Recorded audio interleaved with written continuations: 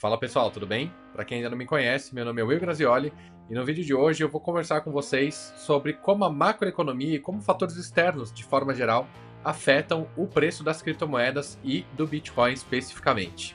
Eu pesquisei bastante antes de fazer esse vídeo e eu mudei um pouquinho o foco dele no final e vocês vão entender por quê. Então fica até o final do vídeo que vai ter uma mensagem muito importante para você.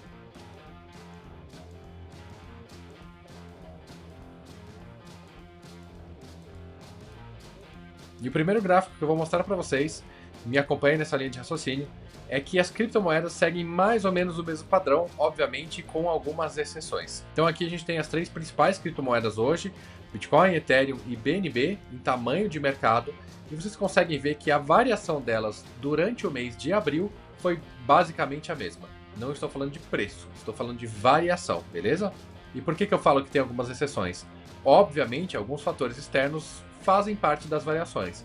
Por exemplo, quando a Solana travou 3, 4 vezes seguidas no ano passado, teve uma queda significativa na moeda. Quando a XRP foi processada pela SEC, também vimos uma grande queda na moeda, especificamente na XRP, o que não levou todo o mercado para baixo. A XRP, por ser uma moeda grande, teve um pouco de influência sim em algumas quedas, mas não necessariamente vai levar o mercado inteiro para baixo.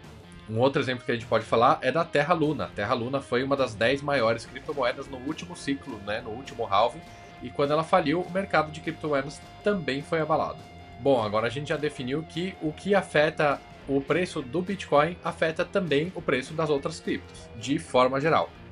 E agora a gente vai ver um outro gráfico que mostra a comparação do preço do Bitcoin em relação ao S&P 500, que é o índice das 500 maiores empresas do mundo. Existe também uma correlação positiva nesse caso. O preço das 500 maiores empresas do mundo andam junto com o preço do Bitcoin. Ou seja, a economia americana, porque a maioria dessas empresas é americana, impacta o preço do Bitcoin. Então, se o mercado americano está subindo, as criptos também vão subir junto. Então, segundo momento, temos a variação das criptomoedas que seguem o Bitcoin, a variação do Bitcoin que segue o mercado americano e o que afeta o preço das criptomoedas de forma geral. Se só o mercado americano, como que isso funciona? Qualquer notícia que saia, o mercado vai acabar precificando. E aí, obviamente, eu vou deixar alguns exemplos aqui. Vocês já devem ter visto isso acontecer na prática. Agora que a economia americana está em alta, muita gente falando dos discursos do Jerome Powell, o presidente do Fed, do Banco Central americano. Quando ele vai a público falar sobre taxa de juros ou sobre algum índice ruim dos Estados Unidos, a gente vê uma grande variação no preço das criptomoedas. Eu achei esse gráfico aqui muito interessante porque ele mostra algum desses microeventos em relação à variação do preço em si.